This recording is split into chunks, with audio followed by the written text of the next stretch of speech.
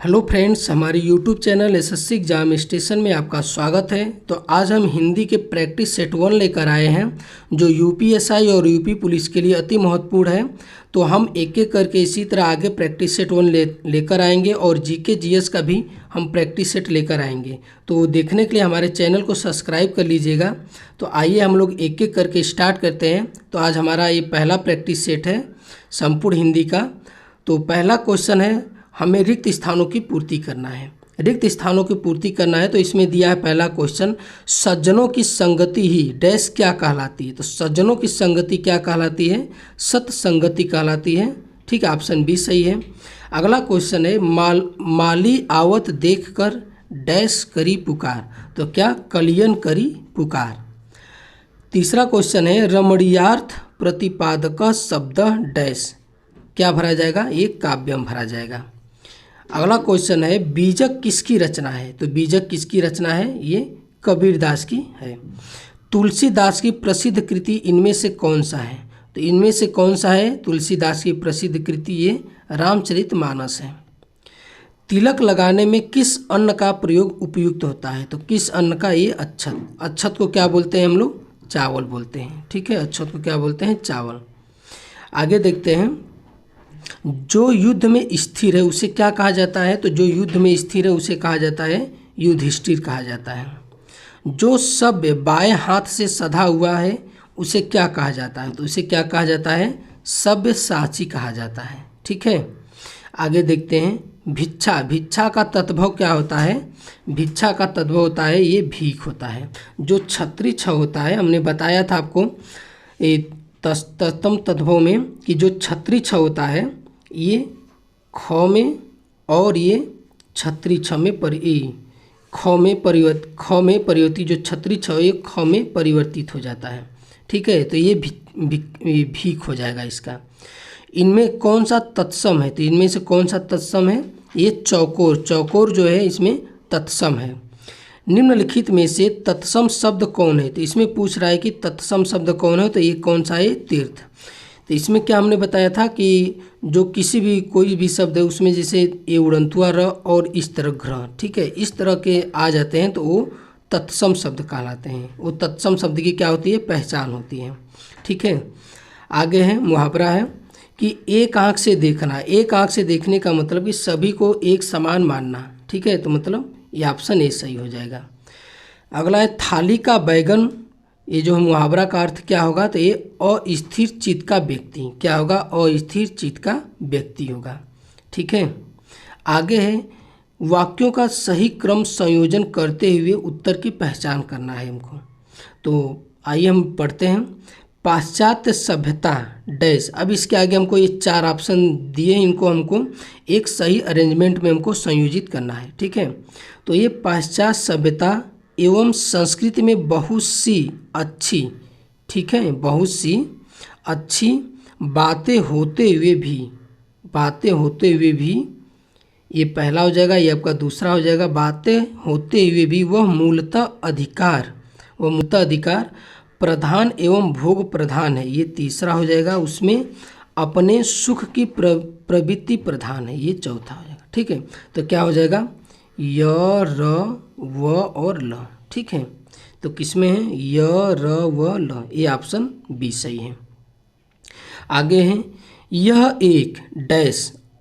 यह एक सच्चाई है। क्या? यह एक सच्चाई है कि निर्धनों एवं धनवानों, ये आपका पहला हो जाएगा, के बीच अंतर यही है। ठीक है, ये दूसरा हो जाएगा कि निर्धन सरल होते हैं और धनवान, ठीक है, धनवान कठोरता की स्थितियों से परे होते हैं। ठीक है, ये चौथा हो जाएगा। तो क्या हो जाएगा? य ल र और व हो जाएगा। तो इसमें कौन सा सही होगा? य ल र, ठीक है, ये नहीं, य ल र व, ये ऑप्शन सी सही हो जाएगा। ठीक है, आगे देखते हैं। आगे है, सभी संतों डैश। सभी संतों एवं सद्गुरुओं का एक ही संदेश, ठीक है, एक ही संदेश रहा है कि ईश्वर को पहचानो। ठीक, और संसार के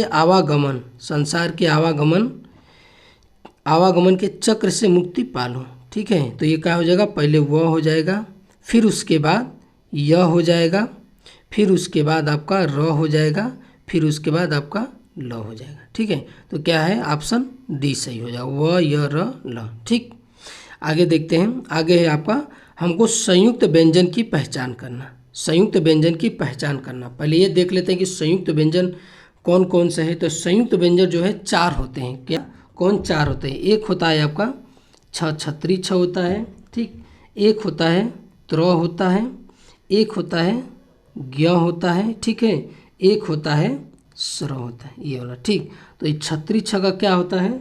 ये क डैश धन ये स होता है। त्र का क्या होता है? त डैश धन र होता है। ज्ञानी का क्या होता है? ये ज डैश धन ये यहाँ वाला होता है। ठीक, और स्र का क्या होता है? ये स सलीफा से जो डैश प्लस र। ये 4 जो है ये आपका संयुक्त व्यंजन है। तो ये ऑप्शन कौन सा सही हो जाएगा? ऑप्शन सी सही हो जाएगा। ठीक है, आगे देखते हैं। आगे पूछ रहा है कि निम्नलिखित में कौन सा शब्द सदा बहुवचन में प्रयुक्त होता है? तो कौन सा शब्द है इसमें? ये प्राण। प्राण जो है सदा जो है बहुवचन में प्रयुक्त होता है। और इसके अलावा कौन कौन से शब्द है जो हमेशा बहुवचन में प्रयुक्त होते हैं? तो ये कौन सा है? ये आंसू है। ठीक है, और हस्ताक्षर है। क्या, हस्ताक्षर है, और लोग है, प्रजा है, दर्शन है, समाचार है, और केस है। ठीक है, ये सभी जो है बहुवचन में प्रयुक्त होते हैं। अब आगे पूछ रहा है कि प्राची का पर्यायवाची शब्द हमसे प्राची का पर्यायवाची शब्द क्या होता है? ये पूर्व होता है। क्या, पूर्व होता है। और क्या होता है? आगमना होता है, आगमना होता है। ठीक है, और उगमन होता है। ठीक, और माघवती होता है। क्या, माघवती होता है। अब आगे है कि रति। रति का पर्यायवाची क्या होता है? तो रति क्या होता है? रति मतलब प्रेम। रति का पर्यायवाची क्या होगा? ये प्रेम होगा। ठीक, और क्या होगा रति का? ये अनुराग होगा। ठीक है, अनुराग होगा, ये आपका अनुराग होगा, प्रीति होगा, और स्नेह होगा। ये सभी जो है पर्यायवाची हैं रति के। आगे है असुर। असुर का पर्यायवाची क्या है? इसमें से पूछ रहा है असुर। असुर का पर्यायवाची क्या है? ये राक्षस। और क्या होगा असुर का पर्यायवाची? असुर का पर्यायवाची होगा और दनुज। ठीक है, दनुज, दानव, और होगा निशाचर, दैत्य, और रजनीचर। ठीक है, रजनीचर। ये सभी है जो असुर के पर्यायवाची हैं। और जो सुधा, पीयूष और अमी, ये सभी है अमृत के पर्यायवाची। क्या है? अमृत के पर्यायवाची हैं। अश्व का पर्यायवाची इसमें से कौन सा नहीं है?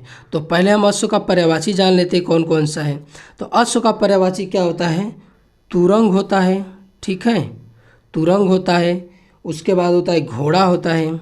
ठीक है, घोटक होता है। क्या, घोटक होता है। और होता है वाजी होता है, और संदेह, वाजी और है। ये सब क्या है? अश्व के पर्यायवाची है।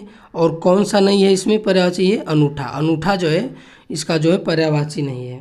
और अनूठा का पर्यायवाची क्या होता है? ये अनुपम होता है। क्या, अनुपम होता है। आगे देखते हैं। विलोम शब्द अब आ गया। ये चिरंतन। चिरंतन का विलोम शब्द हमसे पूछा है। तो चिरंतन का जो है विलोम शब्द होता है ये आपका बी, ऑप्शन बी, नश्वर। चिरंतन का जो है नश्वर होता है। ठीक है, चिरंतन का नश्वर होगा।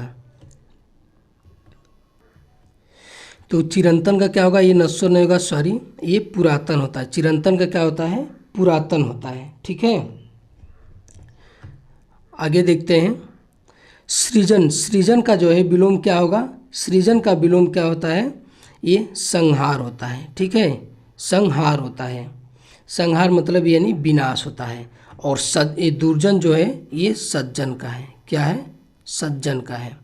और उसके बाद ये प्राकृतिक का क्या हो जाएगा? ये कृत्रिम हो जाएगा। क्या, प्राकृतिक का क्या हो जाएगा? कृत्रिम हो जाएगा। ठीक है, आगे है उन्मिलन। उन्मिलन का विलोम शब्द क्या है? तो उन्मिलन का जो विलोम शब्द है ये निमीलन है। क्या, निमीलन है। ठीक है, अब आगे देखते हैं। आगे है कि शब्द युग में से कौन सा शब्द जो है ये त्रुटि है? इसमें से त्रुटि पूछा है, तो कौन सा होगा इसमें से? तो ये ये आपका हो जाएगा ये अनुग्रह और आग्रह। क्या? अनुग्रह और आग्रह। ये अनुग्रह और आग्रह ये त्रुटिपूर्ण है। स्वजाति का विलोम क्या हो जाएगा? स्वजाति का हमसे क्या पूछा है? विलोम। तो क्या हो जाएगा इसका? विजाति हो जाएगा। क्या हो जाएगा? विजाति हो जाएगा। ठीक है। अब अगला क्वेश्चन है कि विद्वान व्यक्ति पूज्य होते हैं। तो इसमें पूछा है प्रयुक्त विशेषण इसमें कौन सा है?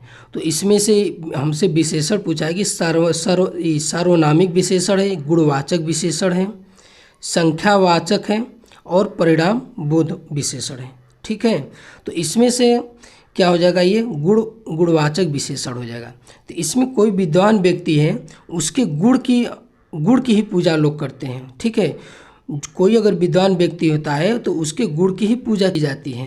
वो गुण, अपने गुण के कारण ही ये क्या होते हैं? पूज्य योग्य होते हैं। तो इसमें कौन सा विशेषण हो जाएगा? ये गुणवाचक विशेषण हो जाएगा।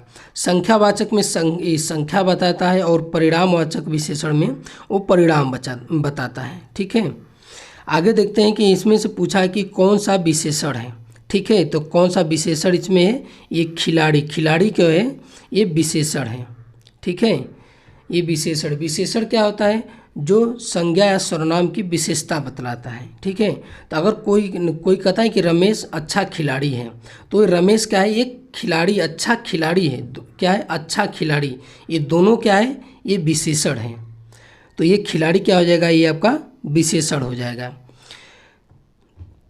निम्न में गुणवाचक शब्द कौन सा है? तो इसमें से पूछा है कि गुणवाचक, हमसे क्या पूछा है? गुणवाचक विशेषण पूछा है। तो इसमें से गुणवाचक कौन सा है? तो आपका इसमें से गुणवाचक आपका हो गया ये सुंदर। क्या? सुंदर। सुंदर क्या है? आपका गुणवाचक है। ठीक है। अब इसमें से पूछा है वर्तनी की दृष्टि से शुद्ध शब्द क्या है? तो इसमें से हमसे पूछा है वर्तनी। तो एक परीक्षा है, परीक्षा परीक्षा परीक्षा। ठीक है। ये परीक्षा का हमसे पूछा है। तो हम परीक्षा को कैसे लिखते हैं? ये प र पर बड़ी का मात्रा और छ तेज। क्या? परीक्षा। ये आपका सही है। तो ऑप्शन सी सही है। 32 पूछा है कि हमसे शुद्ध शब्द। इसमें भी पूछा है ये सन्यासी। तो सन्यासी को हम कैसे लिखते हैं? सन ऊपर चंद्र बिंदु हो जाएगा, सन्यासी। ठीक है। ये ऑप्शन सी आपका सही हो जाएगा। ठीक है। और अब आगे पूछा है कि इसमें भी हमसे क्या पूछा है? शुद्ध पूछा है। ठीक है। हमसे शुद्ध पूछा है तो हम कैसे लिखते हैं? जैसे वाह, ये हो गया, यहाँ चंद्र बिंदु होता है, ये वांग्डमय हो जाए। ठीक है। वांग्डमय होता है, हम इसको ऐसे लिखते हैं। तो ये ऑप्शन आपका सी सही हो जाएगा। अब पूछा है कि सरल किस भाषा का शब्द है? तो सरल जो है ये किस भाषा का शब्द है? तो ये सरल जो है ये हिंदी भाषा का जो है शब्द है। क्या? हिंदी भाषा का ये शब्द है। ठीक है। अब आगे पूछा है कि वारिस जो है किस विदेशी भाषा का शब्द है? तो वारिस जो है ये अरबी भाषा का ये शब्द है। वारिस जो है अरबी भाषा का शब्द है। तो अरबी में और कौन कौन से आते हैं? अरबी में जैसे आता है इनाम। ठीक है। कीमत, तारीख और फैसला। ठीक है। फैसला।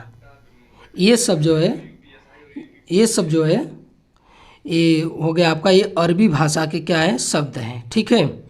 आगे देखते हैं कि पूछ रहा है कि निम्नलिखित में से कौन सा वाक्य सही है? तो इसमें से हमसे वाक्य पूछा है कि इनमें से कौन सा सही है। ठीक है। तो इसमें हम देखते हैं कि वर्षा ऋतु में मेढक बोल रहे हैं। वर्षा ऋतु, देखिए बी में ये ऋतु गलत हो गया। ठीक है। और इसी तरह तो इसमें से अगर हम देखें तो ये देखिए यहाँ पे मेढक बोल रहे हैं, ये भी गलत है। ये आवाज़ कर रहे हैं, ये भी गलत है। तो ये क्या हो जाएगा? वर्षा ऋतु में मेढक बोल रहे हैं। ऑप्शन ए सही हो जाएगा। ठीक है। अब आगे देखते हैं। आगे है कि शुद्ध वाक्य चिन्हित करना है हमको। शुद्ध वाक्य, तो उसके प्राण निकल गए, उनका प्राण निकल गया, उसका प्राण पखेड़ उड़ गया, प्राण उसका खत्म हो गया। तो इसमें से कौन सा सही होगा? तो क्या बोलते हैं? उसके प्राण निकल गए। क्या? उसके प्राण निकल गए। ठीक है। अब आगे देखते हैं कि पीताम्बर में कौन सा समास है? तो पीताम्बर में कौन सा समास है? ये बहुब्रीहि समास है। कौन सा? बहुब्रीहि। बहुब्रीहि में क्या होता है कि कोई तीसरा पद क्या होता है? तीसरा पद होता है कोई प्रधान होता है, वो बहुब्रीहि कहलाता है। ठीक है, अब आगे आगे देखते हैं निशाचर। निशाचर में कौन सा समास है? तो निशाचर में कौन सा है? जो रात में चर करने वाला, मतलब ये तत्पुरुष समास है। कौन सा? तत्पुरुष समास। तत्पुरुष समास में क्या होता है? इसमें उत्तर पद प्रधान होता है। ठीक है, उत्तर पद क्या होता है? प्रधान होता है। उत्तर पद क्या होता है? प्रधान होता है। और इसमें जो है कारक चिन्हों का प्रयोग किया जाता है। जैसे ना कि जैसे देखिए निशाचर, निशाचर में क्या है? रात में, ये में क्या है? ये आपका ये जो कारक चिन्ह है। ठीक है, तो ये रात में, तो तत्पुरुष समास में हम कारक चिन्हों का प्रयोग करते हैं और इसमें ये उत्तर पद क्या होता है? प्रधान होता है। ठीक है, अब आगे देखते हैं वाक धन मय क्या होता है? क्या होता है? वांडमय। क्या? वांडमय। तो इसमें ये पूछा है कि कौन सा संधि होगा इसमें, तो इसमें कौन सा संधि होगा? ये व्यंजन संधि होगा। तो इसमें हम इसको कैसे, जैसे वाक, तो इसमें क्या होता है कि क होता है। ठीक है, क होता है, च होता है, द होता है, त होता है और प होता है। ठीक है, अगर इसके बाद क्या? अगर इसके बाद न, ठीक है, इसके बाद न या म, क्या? न या म, न या म आए तो यह किस में परिवर्तित हो जाता है? तो यह अपने वर्ग के पंचम, जो पांचवा वर्ड होता है वो अपने वर्ग का, ये उसमें परिवर्तित हो जाता है। ठीक है, क्या? उसमें परिवर्तित हो जाता है। जैसे ये क था, क किस में परिवर्तित हो गया? ये अंगनांग में। ठीक है, ये देख रहे हैं वांग्मय। ठीक है, ये इसमें परिवर्तित हो गया। अब आगे देखते हैं उत धन लास। उत धन लास उल्लास में कौन सी संधि है? इसमें पूछा है कि इसमें से कौन सी संधि है। तो कौन सी संधि है इसमें? या इसमें व्यंजन संधि है। क्या? इसमें व्यंजन संधि है। तो इसकी क्या इसमें हमको मतलब कि क्या रूल है इसका? तो इसके रूल है कि त और द, क्या? त और द, त और द के बाद क्या? के बाद अगर ल, क्या? ल रहे तो त और द जो है ये ल जो है, त और द जो है ल में बदल जाते हैं। क्या? ल में बदल जाते हैं। त और द जो है ल में बदल जाते हैं। ठीक है, और जैसे कि यहाँ पे था ना उत धन लास, त और द था, उसके बाद ल आ रहा है, तो ये जो ल है ये आधा, ठीक है, ये अपना ये हलंत वाले र में बदल जा रहा है। तो इसी तरह क्या हो गया? ये उल्लास हो गया। ठीक है, ये उल्लास, ये व्यंजन संधि है। मनोहर, मनोहर में, मनोहर शब्द में कौन सा संधि है? तो मनोहर शब्द में कौन सा संधि है? इसमें आपका ये विसर्ग संधि है। कौन सा है? विसर्ग। मनोहर का जब हम संधि विच्छेद करेंगे तो क्या होगा? मन क्या? मन धन हर, मन धन हर क्या हो जाएगा? मनोहर हो जाएगा। ठीक है, मनोहर हो जाएगा। आगे है इसमें असंगत जोड़े की पहचान करना है हमको। असंगत, करुड़, करुड़ यानी शोक, श्रृंगार यानी रति। ठीक है, श्रृंगार यानी रति। ठीक है, वीर, वीर का वेदना, ये वेदना तो नहीं होगा। वीर का क्या होता है? स्थायी भाव, ये उत्साह होता है। क्या होता है? उत्साह होता है। ये रौद्र का क्रोध, ये सही है, और ये ठीक है, ये आपका ये हो गया। ठीक, तो आगे देखते हैं क्वेश्चन। आगे है, आगे आपका हमको रस की पहचान करना है। तो कहत नटत रिझत खिजत मिलत खिलत लजियात भरे भवन में करत है नयन ही सो बात। तो इनमें से हमसे पूछा है कि कौन सा रस है। तो इनमें से कौन सा रस है? ये श्रृंगार रस है। ठीक है, ये श्रृंगार रस है। आगे देखते हैं, ये अनुप्रास अलंकार के भेदों की संख्या मानी जाती है। तो अनुप्रास के मतलब कितने भेद होते हैं? ये 5 होते हैं अनुप्रास के। कौन कौन से होते हैं? ये देखिए, छेका होता है एक, ठीक है, दूसरा होता है वृत्त्या होता है, वृत्त्या अनुप्रास होता है, एक छेका अनुप्रास होता है, वृत्त्या अनुप्रास होता है, एक होता है लाटा अनुप्रास होता है। ठीक, एक श्रुत्या एक क्या होता है? श्रुत्या, क्या?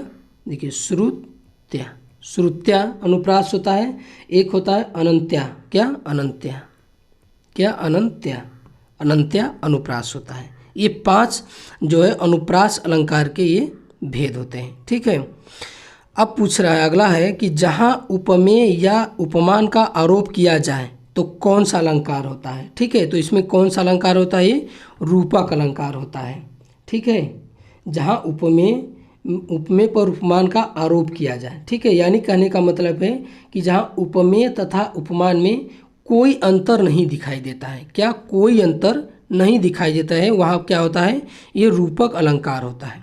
ठीक, आगे देखते हैं, अयोध्या सिंह उपाध्याय हरिऔध की रचना इनमें से कौन सा है। तो इनमें से कौन सा है, ये प्रिय प्रवास है, प्रिय प्रवास। और इनकी एक और जो है रचना है वैदेही वनवास। क्या, वैदेही वनवास, वनवास। ठीक है, ये इनकी रचना है। उर्वशी, उर्वशी जो है किसकी रचना है। ठीक है, ये उर्वशी जो है किसकी रचना है। तो ये उर्वशी जो है आपका ये किनका रचना है, ये दिनकर जी का। क्या, दिनकर जी का। ठीक है, दिनकर जी की और रचना क्या क्या है, एक कुरुक्षेत्र है, रश्मिरथी है। ठीक है, रश्मिरथी है, धूप और धुआं है, ये बहुत महत्वपूर्ण है। संस्कृत के 4 अध्याय, संस्कृत के 4 अध्याय, ये क्या है, इनकी रचना है। और क्या है, सुभद्रा कुमारी चौहान की इसमें से रचना कौन है। तो इसमें कौन रचना है, ये बिखरे मोती। क्या, बिखरे मोती, ऑप्शन ए सही है। तो इनके बाद इनकी एक और रचना क्या है, इसमें वीरों का कैसा हो बसंत, ये भी जो है सुभद्रा कुमारी चौहान की रचना है, वीरों का कैसा हो बसंत। तो ये हमारा आज का ये हिंदी का प्रथम ये पहला प्रैक्टिस सेट था। तो ये आपको कैसा लगा, अच्छा लगा तो लाइक एंड सब्सक्राइब जरूर कीजिए, अधिक से अधिक शेयर कीजिए। आगे ही ऐसे वीडियो हमारे देखने के लिए हमारे चैनल को सब्सक्राइब कर लीजिए। आगे ही इसी तरह प्रैक्टिस सेट हिंदी के आते रहेंगे और जीके जीएस का भी आएगा। देखने के लिए बहुत बहुत धन्यवाद।